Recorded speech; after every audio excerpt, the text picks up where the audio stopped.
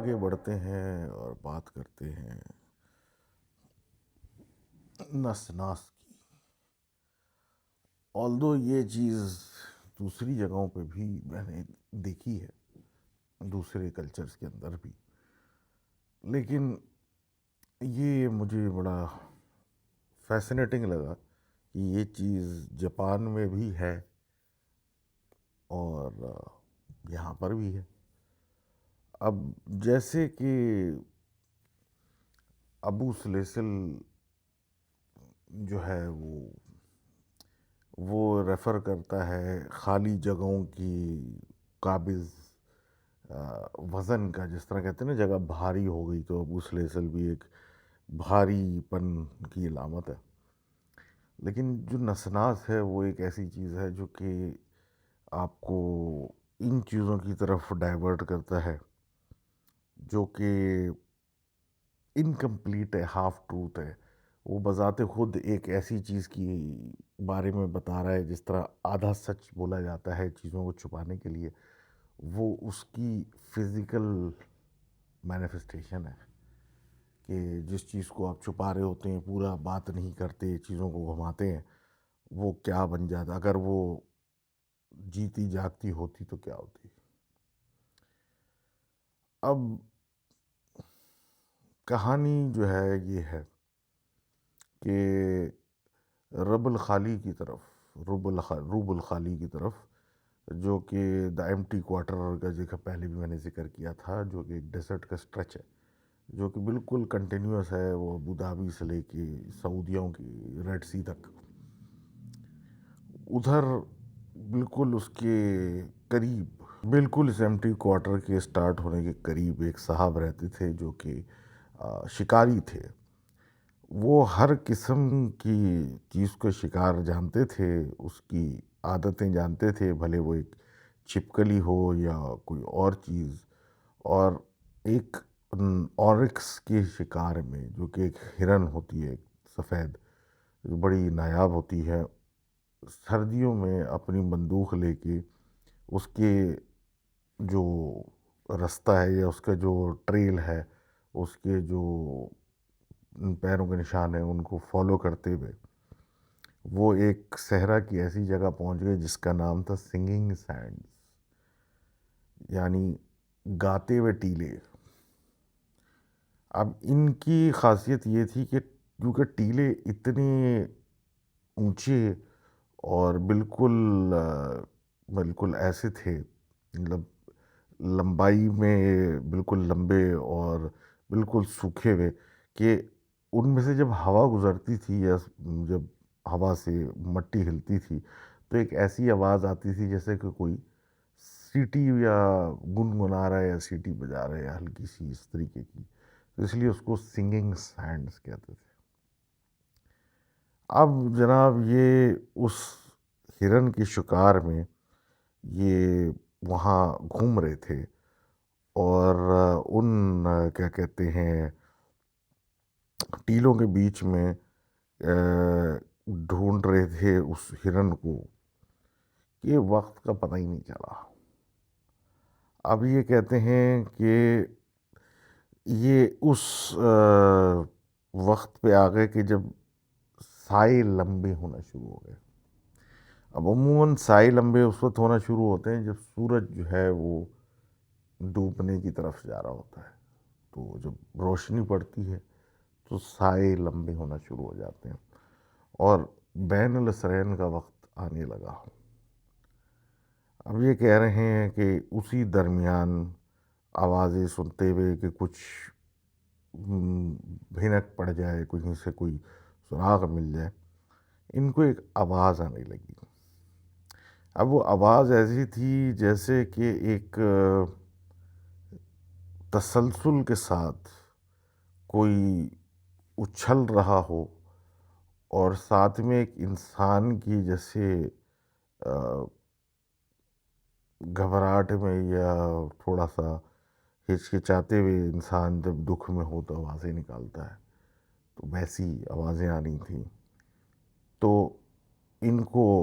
سمجھ میں نہیں آیا کہ کیا ہو رہا تھا، اور یہ ایک ٹیلے پہ چڑھ گئے اور اس کے اوپر جب چڑھ کے بیٹھے یا مطلب رکے اس کے اوپر دیکھنے کے لیے کہ نیچے کیا ہے، تو انہیں نے دیکھا کہ ایک آدمی نظر آیا۔ جب اس کو غور سے دیکھا کہ ایک آدمی ہے جو کہ ایسا لگ رہا ہے کہ بیچ میں سے اس کو آدھا کر دیا۔ اس کی ایک ٹانگ تھی، سینے میں سے اس کے ایک ہاتھ نکلا ہوا تھا، اور چہرہ ایسا تھا جیسے وہ بھی آدھا کٹا ہوا تھا۔ ایک آنکھ تھی، آدھا منہ تھا، ایک آدھی ناک تھی، کان تھا بس۔ اور وہ ایسا لگ رہا تھا کہ شدید تکلیف میں ہے، اور وہ کیونکہ ایک ٹانگ پہ تھا تو وہ اچھل اچھل کے آہستہ آہستہ کہیں جا رہا تھا۔ اور وہ جو اچھلتا تھا تو ایسا نہیں تھا کہ وہ چھوٹی تھی، مطلب کافی آگے آگے جاتا تھا۔ اب یہ اس کو دیکھ کے حیرت میں تھے، کیونکہ اس طرح کی چیز زندہ کیسے تھی، اور اگر اس طرح کی چیز زندہ تھی تو وہ اتنے آرام سے اس مٹی ریت میں اچھل کود کرتی ہوئی آرام سے جا کیسے رہی تھی۔ اس کی ہیبت سے یہ اتنے پریشان ہو گئے تھے کہ انہوں نے اپنی رائفل اٹھا لی، انہوں نے اپنی بندوق اٹھائی اور اس بندوق کی طرف، مطلب اس بندوق کا رخ اس چیز کی طرف کر دیا، اور اس کو دیکھ رہے تھے۔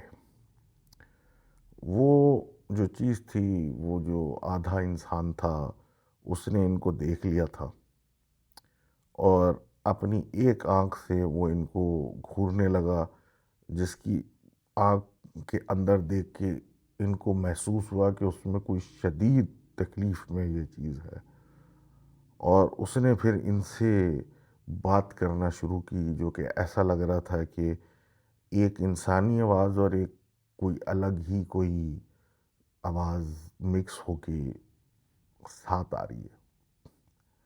اس نے ان سے سوال پوچھا کہ کیا تمہارے پاس میری باقی، یعنی میری آدھی یا باقی روح ہے؟ Do you have the other half of my civil? یہ اس نے بولا تو یہ ایک عجیب سے کشمکش میں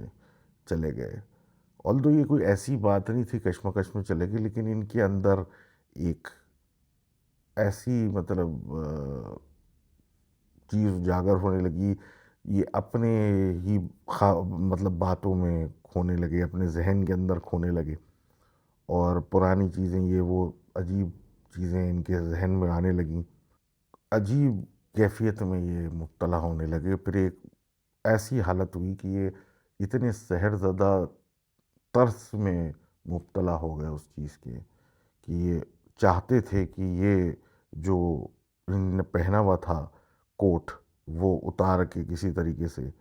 اس کو پہنا دیں۔ اب یہ جو کرنا چاہ رہے تھے، اٹھنا چاہ رہے تھے، ہل کر اس کی کچھ مدد کرنا چاہ رہے تھے، یہ ہلنا تو چاہ رہے تھے، لیکن ان کو ایک عجیب سی اپنے اوپر ایک ہیبت سی طاری ہوتی ہوئی لگ رہی تھی، جس میں ان کو ایسا محسوس ہو رہا تھا جیسے کہ یہ اس چیز کے قریب بھی جانا چاہتے ہیں، لیکن ایک ہیبت الگ ہے، اور کچھ صحیح نہیں لگ رہا تھا۔ اس چیز کی جب ناک اور شکل کو دیکھا تو ان کو احساس ہوا کہ یہ تو ایسا لگ رہا ہے کہ شکل سے، اور خاص کر ناک کے پھول جانے سے، کہ یہ مجھ پہ حملہ کرنے کو تیار ہے۔ اور جب اس کی ایک واحد ہاتھ کو دیکھا تو اس کے ناخون جو ہاتھ کی تھی، وہ ناخونوں کی طرح نہیں تھی، وہ تیز خنجروں کی نوکوں کی طرح تیز ہوئے تھے، اور ایسا تھا کہ اگر وہ ایک ہاتھ ان کو پڑ جاتا، جن کے چتھڑے چتھڑے ہو جاتے۔ اب یہ کہتے ہیں کہ جب یہ کچھ ان کو احساس ہونے لگا کہ یہ کچھ مجھے اپنی طرف بلا رہا ہے، اور میں اس چیز کو دیکھ کے ایک عجیب سے کیفیت میں طاری ہو رہا ہوں، جہاں مجھے اتنا شدید ترس آ رہا ہے اس کے اوپر کہ میں اس کی طرف بڑھتا چلا جا رہا ہوں، ایسا نہ ہو کہ یہ میں اس کے اندر آ کے کسی نقصان میں چلا جاؤں۔ اب یہ کہتے ہیں کہ ان کو ایک دم ذہن میں کچھ آیا کہ ایک بات ان کے ذہن میں کوئی پرانی کسی کسی پوئم یا کسی شاعر کی بات یاد آ گئی جس میں تھا کہ ایسی چیز جو کہ انکمپلیٹ ہو یا پوری نہ ہو، اس چیز کو ہاتھ لگانے سے آپ خود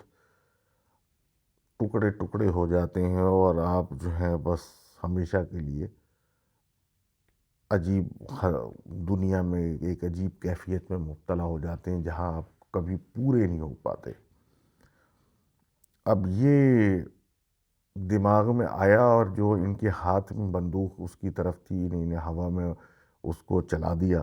اور اس شور سے ان کے اوپر جو ایک عجیب قسم کا سحر زدہ کیفیت ان کے اوپر ہوئی ہوئی تھی وہ ختم ہو گئی۔ اور جیسی وہ ختم ہوئی تو یہ پلٹے اور یہ بھاگنا شروع ہو گئے اپنی جانب کی طرف جہاں سے آئے تھے۔ اب یہ بھاگ رہے تھے اور ان کو پیچھے ایسی آواز محسوس ہو رہی تھی جیسے کوئی چیز پھدک پھدک کے ان کے پیچھے آ رہی ہے۔ کافی دیر تک یہ آوازیں آتی رہیں، اس کے بعد ان کو ایک عجیب سی آواز میں ان کا نام پکارے جانے کی آواز آنے لگی، جیسے کہ کوئی انسانی آواز نکالنے کی کوشش کر رہا ہو ان کا نام لینے کے لیے۔ بہرحال پھر یہ ایک ایسی جگہ پہنچے جہاں سبخہ جسے کہتے ہیں، جو سالٹ فلیٹس، جہاں پہ ریت کی جگہ نمک ہوتا ہے، جہاں سوکھا ہوا سمندر کا پانی زمین کے اوپر سوکھا ہوتا ہے، جہاں نمک ہی نمک ہوتا ہے، وہاں یہ جب پہنچے تو اس چیز کا پیچھے آنا ان کو محسوس ہوا کہ رک گیا۔ اب یہ چیز بذات خود، جسے نسناس یا نسناس کہتے ہیں، یہ کہا جاتا ہے کہ ایک انکمپلیٹ چیز ہے جو کہ ایک لوور طبقے کے جن اور انسان کے ملاپ سے بنی تھی۔ یہ ایک کانسٹنٹ اسٹیٹ آف تکلیف میں ہے جس سے یہ نکل نہیں سکتی، کیونکہ اس کا جو تخلیق کا ذریعہ یا تخلیق کرنے کا ذریعہ بنا وہ انکمپلیٹ ہے اور یہ کبھی پورا نہیں ہو سکتا، جس کی وجہ سے اس کی زندگی ایک تکلیف میں ہی گزرنی ہے۔ جس کا اس سے واسطہ پڑ جاتا ہے اس کو یہ ذہنی پریشانی اور ڈپریشن میں ڈال دیتی ہے، اور جو اس کے قریب آ جاتا ہے اس کو یہ مار دیتی ہے۔ یہ چیز ریپریزنٹ کرتی ہے کہ دشت میں صحرا میں کبھی، صحرا کے اندر اگر کبھی انسان کی آواز آئے ویرانے میں سے، تو ضروری نہیں ہے کہ وہ انسان ہی آواز دے رہا ہو۔ اگلی کہانی ہے اسٹریٹ آف ہرموز کی، جو کہ استعمال ہوتا تھا انڈین اوشن میں جانے کے لیے گلف آف عربیہ سے۔ اب یہ چیز جو ہے، یہ تھوڑا رستہ ایسا ہے کہ پتھریلا ہے، چٹانیں بھی پڑتی ہیں، اور پرانے زمانے میں یہ علاقہ ایسا تھا کہ جہاں کشتیاں بھی بہت ڈوبتی تھیں۔ کہا یہ جاتا تھا کہ یہاں ایک کچھ آئیلینڈز ہیں، کوئن آئیلینڈز، اور یہ جو آئیلینڈز ہیں اس کو السلامہ و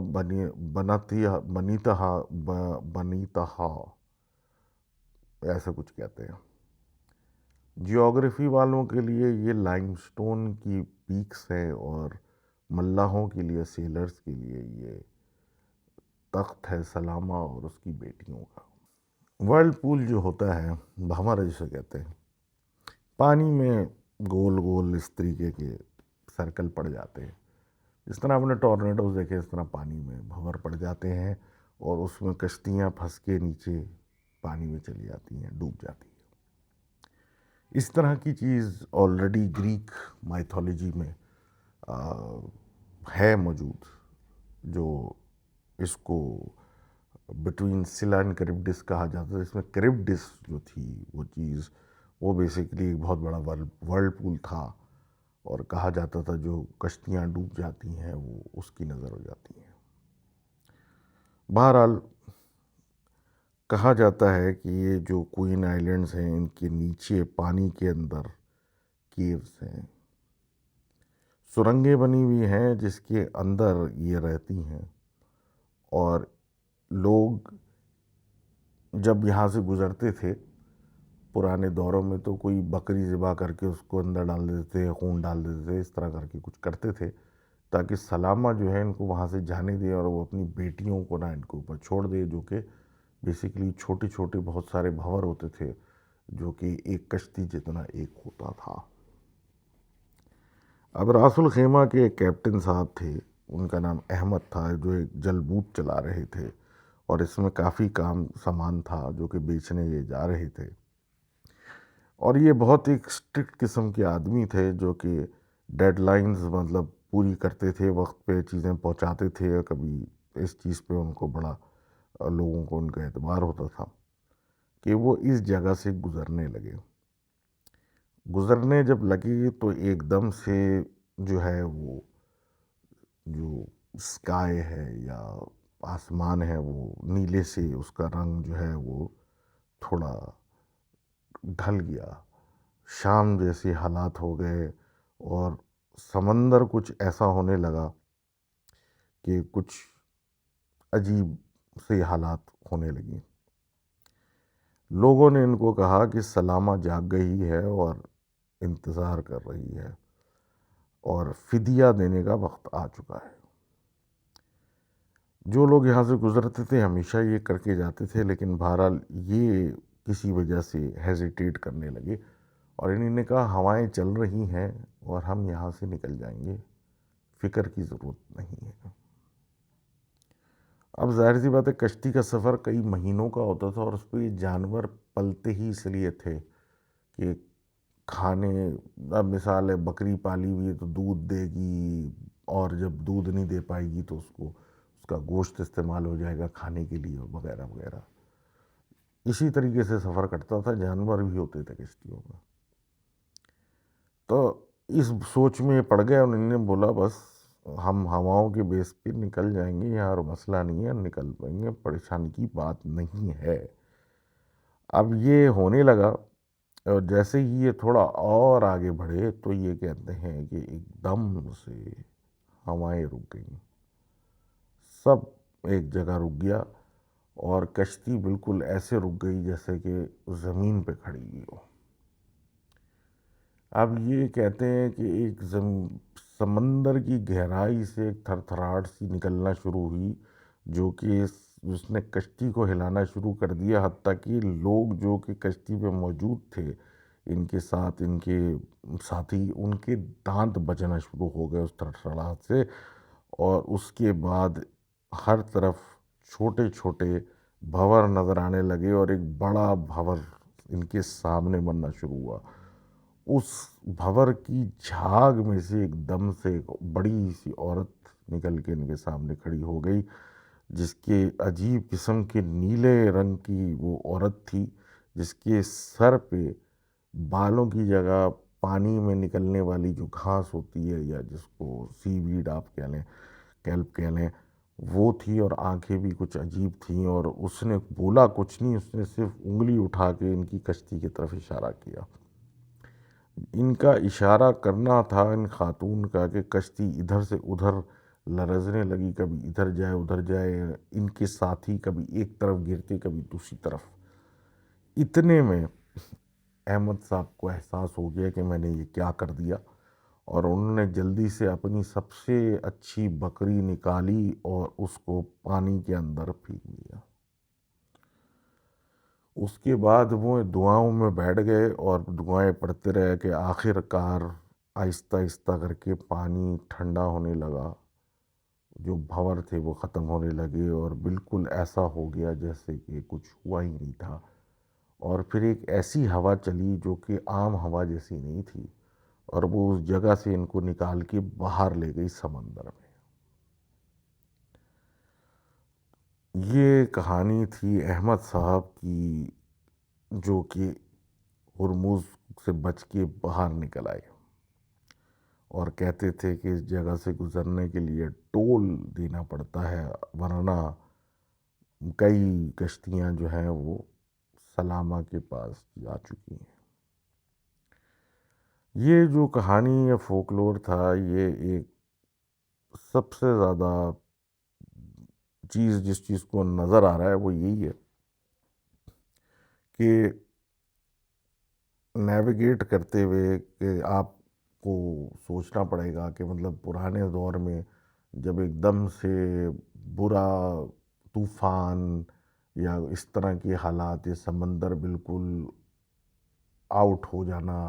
لہریں بالکل مطلب سونامی جیسی چیزیں، اس طرح کی چیزیں جب پڑتی تھیں تو اس کو سمجھ سے باہر ہوتا تھا کہ کیا کہیں.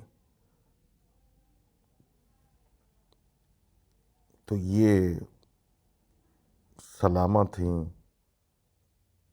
اور یہی چیز اگر دیکھا جائے تو گریس میں کریبڈس کے نام سے تھی. اب پتہ نہیں یہ ایک ہی جگہ کی بات کر رہے ہیں یا دونوں الگ جگہ ہیں.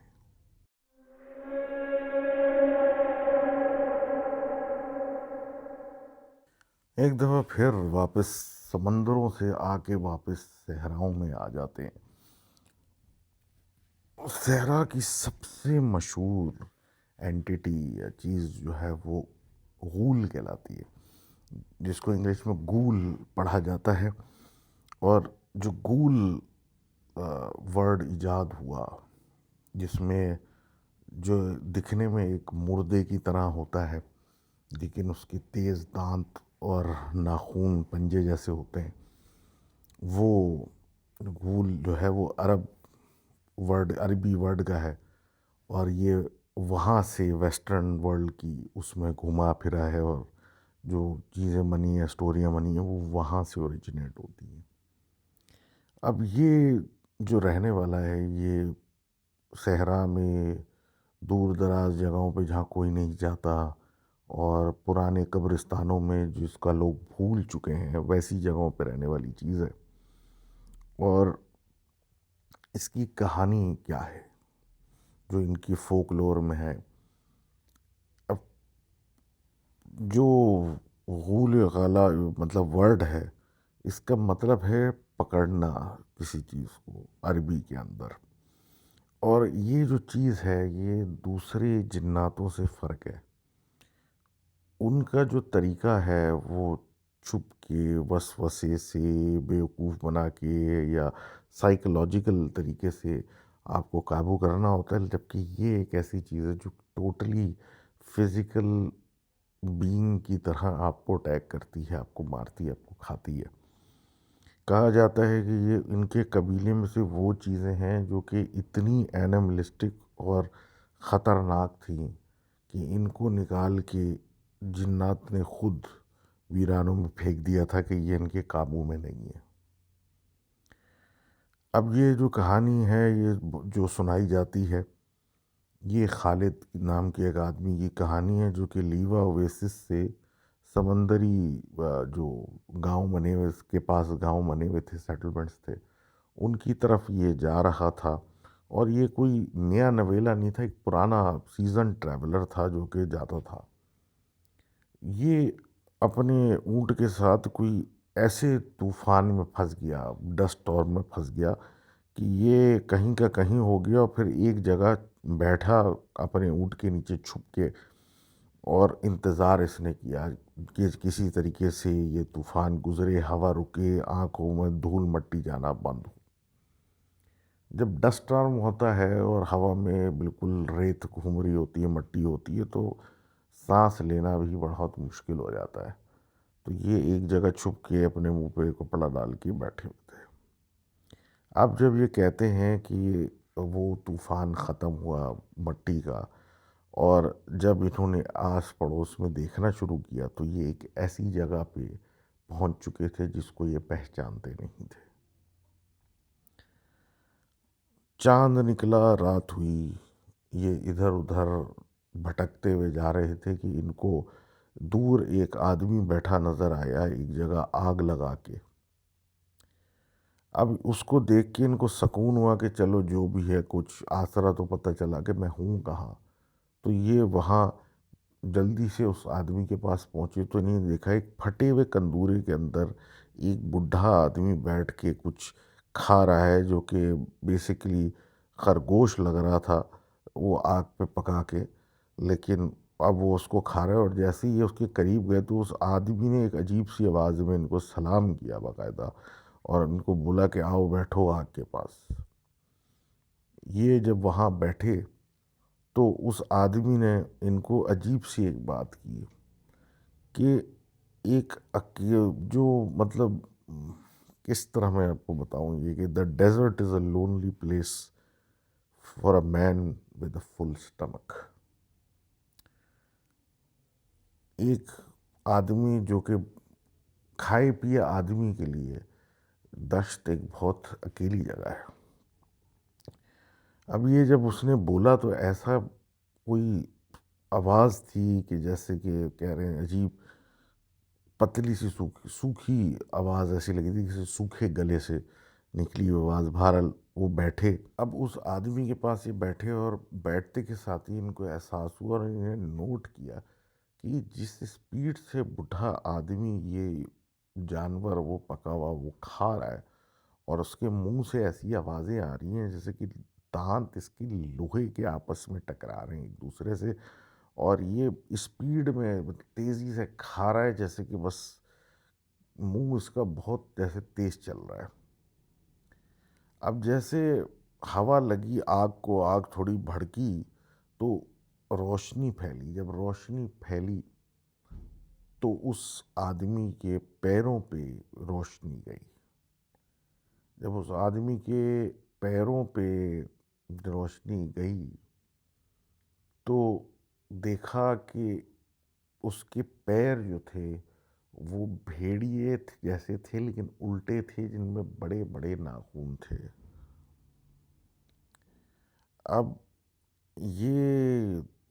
دیکھ کے ہی ایک پریشانی شروع ہو گئی، کیونکہ ان کو پتہ چل چکا تھا کہ یہ انسان نہیں ہو سکتا۔ اور جب ان کو یہ ریئلائز ہوا کہ یہ انسان نہیں ہو سکتا تو ان کو ڈر ان کے اندر آنا شروع ہوا، کیونکہ جو غول ہوتا ہے وہ کسی بھی صورت میں آپ کے سامنے اکیلے آدمی کو دکھ سکتا ہے تاکہ وہ اس کے پاس آ جائے، اور یہ اس کے حملے کا طریقہ ہے۔ آپ کو پاس بلانے کے لیے وہ کوئی بھی روپ لے سکتا ہے جس کو دیکھ کے آپ کانفیڈنٹلی سکون سے اس کی طرف چل پڑیں۔ اور اب یہ ایک ایسی جگہ بیٹھی تھی جہاں غول بیٹھا ہوا ان کے سامنے، اور ان کے بچنے کی کوئی امید نہیں تھی۔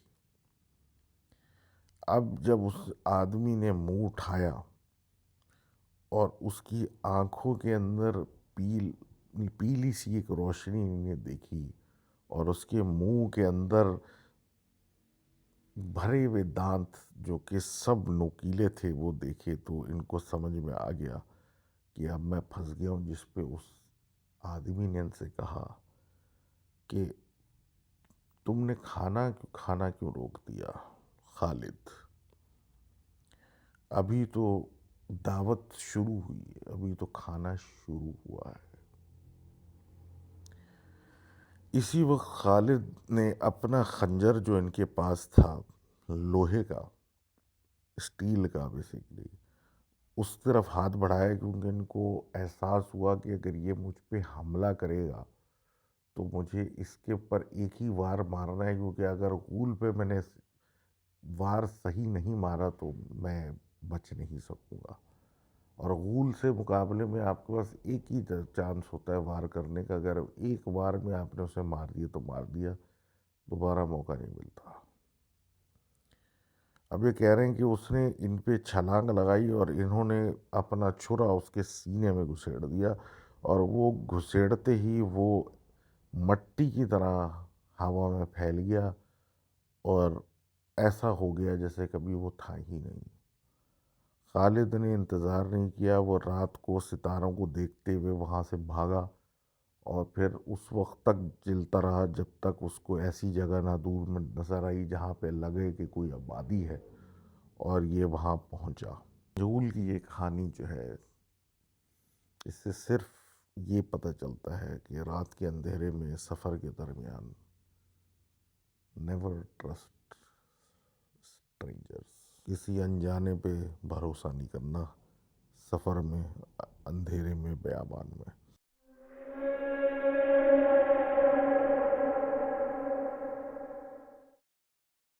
اگلی سٹوری جو ہے وہ الدویا کی ہے۔ دویا جو ہے، کہا جاتا ہے کہ اماراتی گھروں میں جہاں بڑے خاندان ہوتے تھے اور چیزیں چھوٹی چھوٹی ہوتی تھی اور پتلی پتلی گلیوں کے اندر سب کچھ ہوتا تھا، تو رات کا جو اندھیرا شروع ہوتا تھا اس کے اوپر سختی سے بچوں کو گھر میں بند کیا جاتا تھا، اور کہا جاتا تھا کہ صحرا میں سے کچھ نکل کے تمہارے پیچھے نہیں آئے گا، گلیوں میں بذات خود الدویا گھومتی ہے، کیونکہ اکیلے بچے کو اندھیرے کے بعد اغوا کر لیتی ہے۔ اس کے آنے جانے کا صرف یہ پتہ چلتا ہے کہ کوئی پتلی گلیوں میں سے کوئی بڑا سا بیگ یا بڑا سا کوئی، جس کو آپ بولیں گے پوٹلی گھسیٹتا ہوا، لے کے جا رہا ہے۔ الدویا کی پہچان یہ ہے کہ گلی کے اندر سے اندھیرے کے بعد ایسی آوازیں آنا کہ کوئی مٹی اور بجری پہ سے بڑی سی پوری گھسیٹتا ہوا جا رہا ہو، اس کا مطلب ہے ان گلیوں میں الدویا گھوم رہی ہے۔ اب البستکیہ کی پرانے زمانے کی بات ہے، جب ونڈ ٹاورز ہوتی تھی، برجیلز ہوتے تھے جو اونچی اونچی ہوتی تھی، ان کا سائے ہوتے تھے، اور اس کے اطراف میں پتلی پتلی گلیوں میں لوگ رہا کرتے تھے گھروں کے اندر۔ تو ایک لڑکا تھا، اس کا نام تھا حماد۔ حماد بہت شدید قسم کا جو تھا، ضدی بچہ تھا، اور سننا اس نے کچھ نہیں ہوتا تھا، کرنی اپنی ہوتی تھی۔ مغرب کے وقت اکثر اس کی ماں اور اس کی دادی اس کو آوازیں دے کے زبردستی گھروں میں گھسیٹتی تھی، اور وہ اس طرح کا تھا کہ ان کی باتیں نہیں سنتا تھا، اور وہ کہتی تھی، جب ڈراتی تھی کہ وہ الدویا آئے گی اور وہ اپنے بورے میں تمہیں بند کر کے لے جائے گی، تو وہ ہنستا تھا کہ وہ بڑھیا مجھے کیا پکڑے گی، میں تو بھاگ جاؤں گا۔ اور اسی طرح مغرب جب ہو رہی ہوتی تھی اور لوگ نمازوں کو جا رہے ہوتے تھے، اور جب بچوں کو گھر میں لانے کا ٹائم ہوتا تھا، یہ گلیوں کی اندھیری جگہوں میں جا کے چھپ جاتا تھا تاکہ یہ گھر والوں کو نہ ملے اور یہ باہر ہی گھومتا رہے۔ ایک دن ایسا ہی ہوا کہ یہ مغرب کے بعد چھپ گیا گلیوں کے اندر، اور ان کی دادی اور اماں ان کو آوازیں دیتی رہیں کہ کہاں وہ چلا گیا۔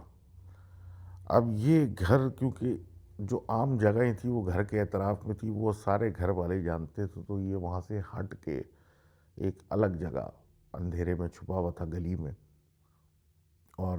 اب خاموشی ہونے لگی تھی، کیونکہ بڑے نمازوں کو جا چکے تھے اور نماز کا وقت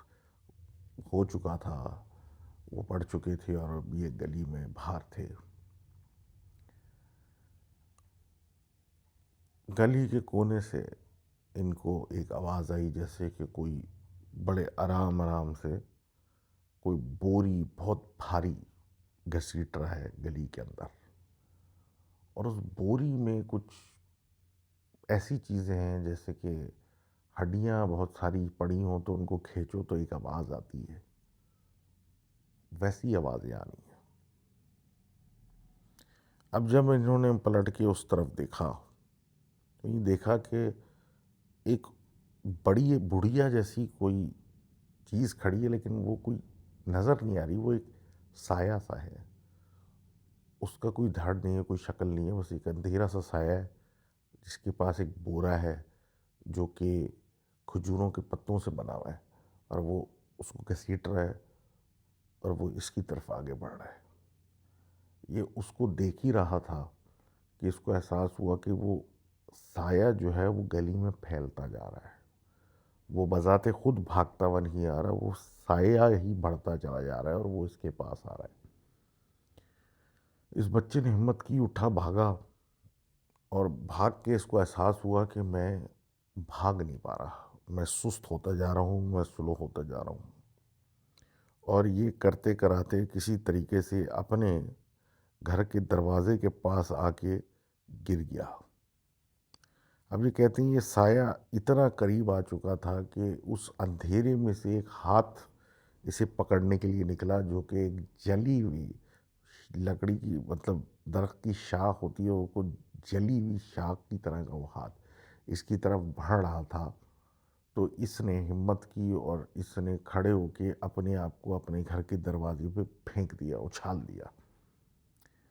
اب جب یہ دروازہ دھکا مارتا ہوا اندر گیا تو بقول اس کے کہ اس میں سستی تھوڑی کم ہوئی، اس نے اٹھ کے دروازہ وہ بند کر کے اپنے گھر میں گھس گیا۔ جب گھر میں گھسا تو لبان کی خوشبو اسمیل پورے گھر میں تھی، اور دادی نے ڈانٹا، سب نے ڈانٹا، اور اس نے پوچھا کہ کیا الدویا گھروں میں آ سکتی ہے؟ تو دادی نے کہا جہاں لبان جدھر گھر میں جل رہا ہوتا ہے وہ وہاں نہیں آ سکتی۔ جس پہ اس میں اطمینان ہوا اور اس نے دوبارہ دروازے کی طرف دیکھا تو وہ اندر نہیں آیا کوئی، اور دروازہ ویسے ہی بند تھا جیسے تھا۔ صبح اٹھ کے جب دروازہ کھولا گیا اور روشنی میں دیکھا گیا تو اس دروازے کے اوپر کوئلے کی جو کالک ہوتی ہے ویسے ملی ہوئی تھی، اور سوکھے کھجور کے پتوں کی کچھ بقایا جات دروازے کے اطرافوں میں تھی، جس سے ایسا محسوس ہوا کہ رات میں کسی نے آ کے دروازے پہ کچھ کیا، جس سے کالک اور کھجور کے پتے رہ گئے۔ الدویا ایک ایسی اینٹی ہے جو کہ اس لیے شاید بنائی گئی یا آئی تاکہ بچوں کو احساس رہے کہ اندھیرے کا مطلب اندھیرا ہے، اور آپ مغرب کے بعد گھر سے باہر نہیں نکلیں گے، اور اگر آپ کو پتہ کرنا ہے کہ کیوں نہیں نکلیں گے تو آپ کے انتظار میں بوری لے کے ایک بڑھیا انتظار میں ہوگی، اس کا نام الدویا ہے۔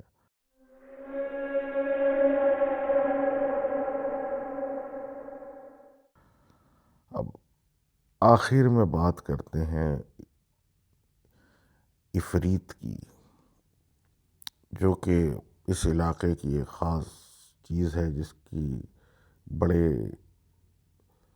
پاورفل چیز سمجھا جاتا ہے، اور سمجھا یہ بھی جاتا ہے کہ اس طبقے کی سب سے طاقتور چیز جو ہے وہ یہی ہے۔ کہا یہ جاتا ہے ان کے کلچر میں، اور کہیں کہیں یہ سمجھا بھی جاتا ہے کہ جو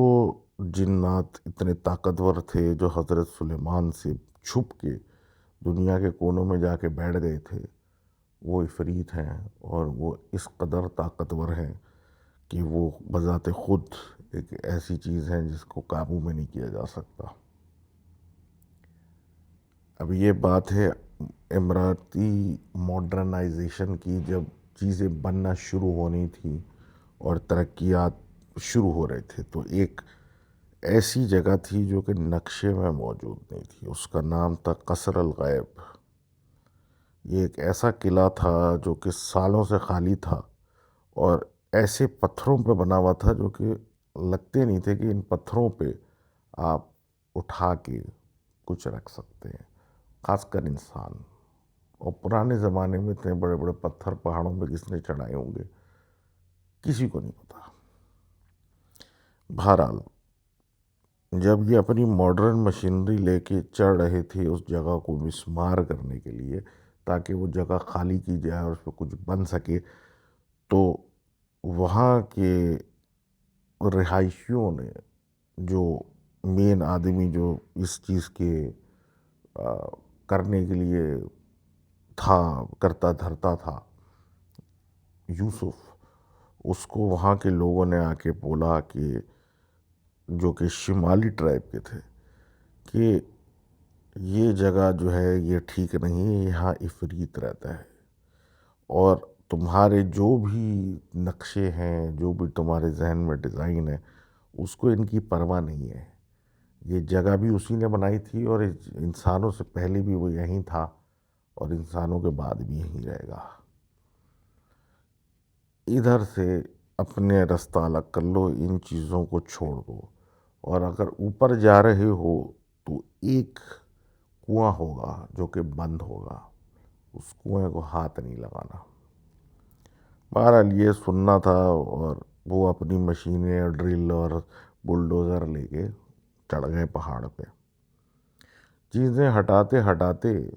یہ ایک پرانے کنویں پہ پہنچے جس کو بند کر دیا گیا تھا۔ انہوں نے جب اس کو دیکھا تو انہوں نے اپنے ایک مشین کو بلایا اور اس کے اوپر جو بند کیا تھا اس پہ ڈرل کر دیا۔ اس کے اندر ایک سوراخ ہی ہوا تھا کہ ایسا محسوس ہونے لگا کہ ایک زلزلہ آ رہا ہے۔ زلزلہ آنے کی گنجائش پہ جب آنے لگا، جب محسوس ہونے لگا، تو یہ سارے اپنی جگہ رک گئے کہ یہ کہاں اور کیا کریں اور کیسے بھاگیں۔ تو وہ کنواں جو تھا اس میں سے ایسا لگنے لگا جیسے کہ لاوا پھٹ کے باہر آ رہا ہے، اور دیکھتے ہی دیکھتے کہ ایک قوی ہیکل انسان نما چیز جو کہ ایسا لگ رہا تھا لاوے سے بنی ہوئی ہے، اوپر سے کالا، اندر سے جہاں جہاں دراریں تھیں اس کے جسم میں وہاں اندر لاوا نظر آ رہا ہے، وہ ایک نمودار ہوا، جس نے سر پہ ایک ایسا تاج پہنا ہوا تھا جو کہ لگ رہا تھا کہ کانٹوں کا بنا ہوا ہے۔ اور ان کی طرف دیکھ کے اس نے صرف یہ کہا کہ کون ہے جو کہ مجھے اٹھانا چاہتا ہے سوتے میں سے، جس نے سورج کو بھول چکا ہے؟ کون ہے جو میرے گھر کی چھت پہ آ کے شور مچا رہا ہے؟ یہ اس کا بولنا تھا، اور اس کی آواز ایسی تھی کہ اس کی آواز کی وزن سے لوگ ہل نہیں پا رہے تھے، وہ اپنی جگہ ہی بیٹھ گئے تھے، وہ اٹھ نہیں سکتے تھے۔ یوسف صاحب سب سے آگے تھے اور وہ اس کو دیکھ رہے تھے، تو اس کی آنکھوں میں اتنی روشنی تھی جیسے کہ دو چھوٹے ستارے اس کی آنکھوں میں ہیں، اور وہ روشنی سے یہ اندھے ہوئے جا رہے تھے۔ اس نے جب ان کی طرف دیکھا خالی، تو ان کو اپنے اوپر جب وزن محسوس ہوا تو پھر ان کو احساس ہو گیا کہ ہم بچ نہیں سکتے، یہ جو بھی چیز ہے، جو بھی عفریت ہے، یہ اتنا طاقتور ہے کہ ہم کچھ بھی کر لیں ہم اس کا کچھ نہیں کر سکتے۔ یوسف صاحب اپنے گھٹنوں پہ آ گئے، اور اس کے بعد انہوں نے افسوس کے ساتھ معافی مانگنا شروع کر دی کہ مجھ سے بہت بڑی غلطی ہو گئی۔ ہر قسم کے نام لے کے، اللہ رسول کے نام لے کے انہوں نے معافی مانگی، اور بولا کہ تمہارے اس قلعے کو اب کوئی انسان ہاتھ نہیں لگائے گا۔ یہ کہتے ہیں کہ یہ بولنے کے بعد وہ جو عفریت تھا اس نے مسکرا کے ان کی طرف دیکھا، جو کہ ایسا لگ رہا تھا کہ مسکراہٹ میں بھی آگ نکل رہی تھی۔ وہ واپس کنویں کے اندر چلا گیا، اور جیسے ہی وہ واپس اندر گیا، جتنا لاوا اور گرمائش تھی وہ ختم ہوئی، اور وہ کنواں خود سے دوبارہ بند ہو گیا۔ اب یہ کہتے ہیں ہم وہاں سے یہ سارے لوگ بھاگ گئے، اور وہ جگہ چھوڑ کے،